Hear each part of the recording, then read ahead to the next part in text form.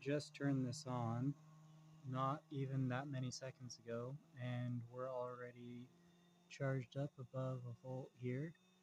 And basically this is similar to last setup, but this time I have this mirrored across now on the other side as well, and it's definitely charging a lot faster this time.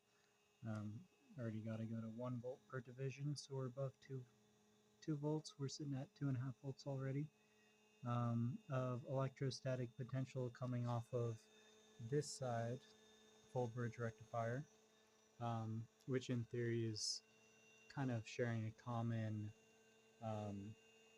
high voltage AC between these two full bridge rectifiers. As you can see, we're about to go off the screen again, so we're going to go to the 2 volts per division now.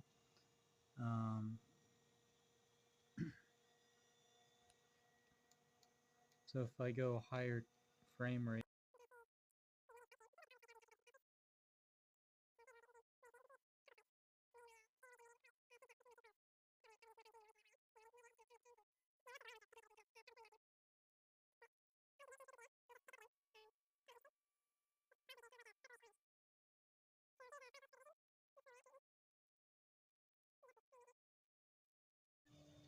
so once again, to show the effect, 100 microfarad 50 volt electrolytic capacitor. I will touch across the DC side of the full bridge rectifier. You can see the LEDs flash. Just barely touched it for just a moment. So then take this ground and then positive. You can see it's quite the snap for, like, you know what it is. Maybe you didn't see that because it was off camera. So I'll touch it. 1 1000, 2 1000, 3 1000. So here's 3-second charge up.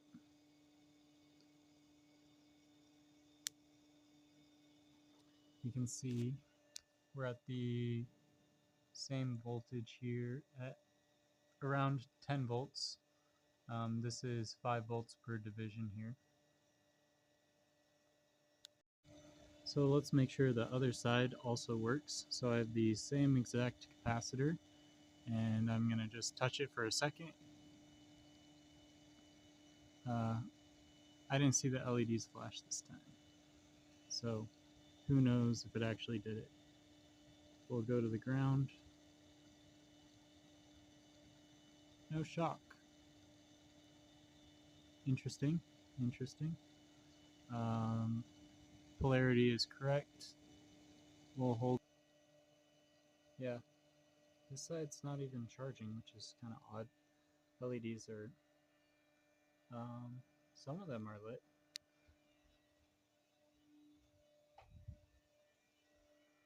See, some are lit.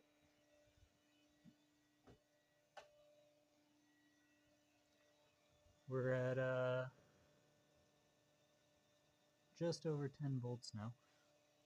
Alright, and in theory, you know, discharging this made that go to 0 last time. It was a really big bang of a spark, so let's see now. Yep, there's some real energy there. And we're down to 0 again. Okay, this time I want to see if I can capture more frequencies essentially. So what I did is wired a few capacitors in parallel. This one is 1 microfarad, 100 volts. Okay, look at the scope right now. It looks like we did drop in charge from the supercapacitor. So if I turn this to where you can see the scope, and I'll touch it in 3, 2, 1. Okay, supercap currently at 6 volts, and I just wanted to show you. So if I were to put this in series to where basically this would charge from the primary coil, it doesn't do anything. So just to show you, you know, I'll just touch this here, and it takes away the noise on the oscope, even though the voltage remains the same. and then when I tap this, no spark. But then if I were to do the same thing, right, on the full bridge rectifier here, on the DC side, negative, positive, I saw the LEDs blink and then spark. So now if I do this with the negative and the positive, basically it doesn't behave the same because it's a different capacitance. This is negative, this is positive. So my LEDs made a massive blink, way brighter than before, but my voltage dropped a little bit. I was at 6 volts and now I'm at like 5 volts, and that's on my supercapacitor. Basically, I'm measuring the full bridge DC side on the scope, right? And then when I charge this and dissipate it, you see all that energy right there. So it seems like if you sip off of the full bridge rectifier with a higher frequency capacitor than your supercapacitor, it can pick up those transient vibrations without interfering with the absorption of or dissipation of energy. Now, what's interesting is I have this blocking diode on this supercapacitor here, to where on this positive lead, right, it shouldn't allow any current to come back here into the positive side. So if it's coming back, you know, it's going through this loop, through this coil, and then back through basically this AC side of the full bridge, and then into that. So yeah, just an interesting find. So we're here at, you know, 5, just over 5 now again. Slowly rising from that discharge we just had. Oh, let's get the LEDs in view. So I'll do the small one first so it doesn't dissipate the charge on the oscope.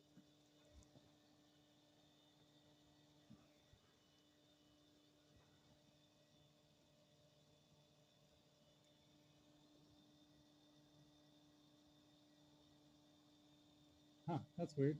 Just wiggling this made all these LEDs flash. You guys see that? That was super weird. See, sometimes I see LEDs flash from this, but sometimes I don't.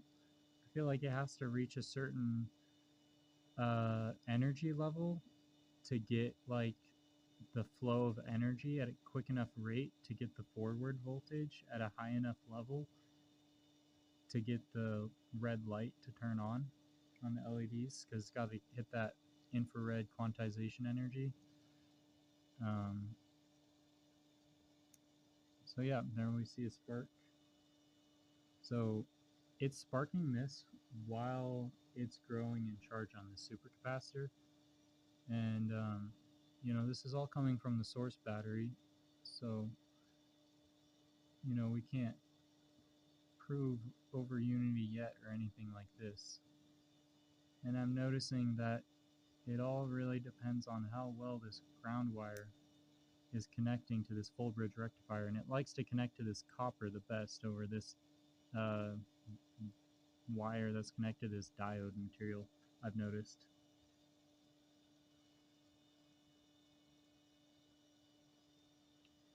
So there's the LED blinks now that we're up at a high enough energy to get that forward voltage when we have this impulse of the load.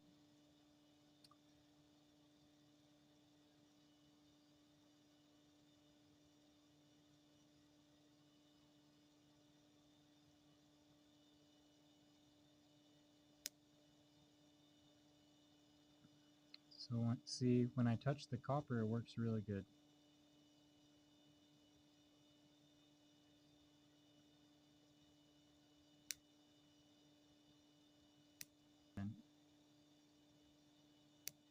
But once this is up like a few volts, it seems to spark pretty good. pretty fast, builds up energy, and can discharge.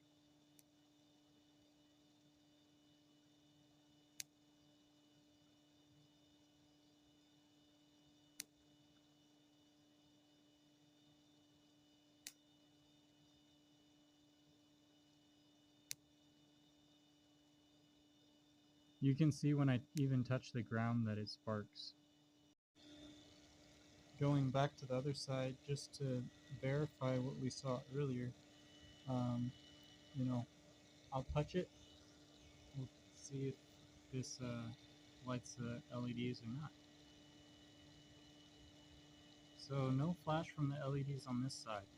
I don't know what's different, but something is different even though apparently it's not. This time I did get some charge coming out of this. You didn't see the spark, but I felt it glue itself there. So I know there's real energy here, but this side seems to be a lot less energy coming out of this full bridge rectifier, it seems. It seems like this side is like, I don't know, canceling maybe? But let's see this again. So you saw maybe a little spark there. So there is something on this side, but it's way, way less, and it's not doing the forward voltage of the LEDs like the other side. Alrighty, we are currently at around 10 volts right there with 5 volts per division. And I'll turn off this motor, and you can see this noise go away. I'll stop this with my hand a lot more quickly, just move the process along. And then if we were to measure this, it'd still be ringing, but just to see the effect, right? Let's see if we kill this dipole reversal or not. Okay, so it looks like around 10 volts still, and we'll touch it to the positive and the copper, see a flash on the LED, and then real discharge. The Bendini motor is obviously off, you don't hear it on. Flash of the LED, and discharge. So I don't know how many times I can do this, but I'm just going to start trying to set a rhythm here.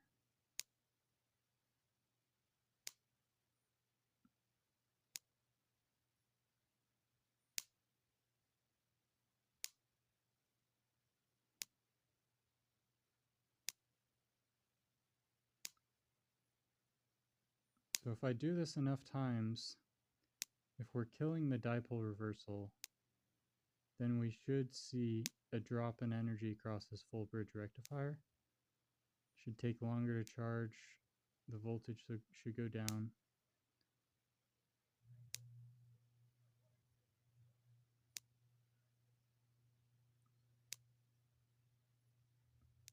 Okay, taking a break. When I look at the scope, we see noticeable drop in voltage at around 6 volts. So we are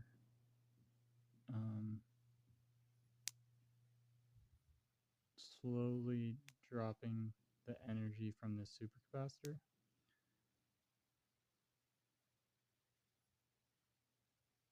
So I think what I need to do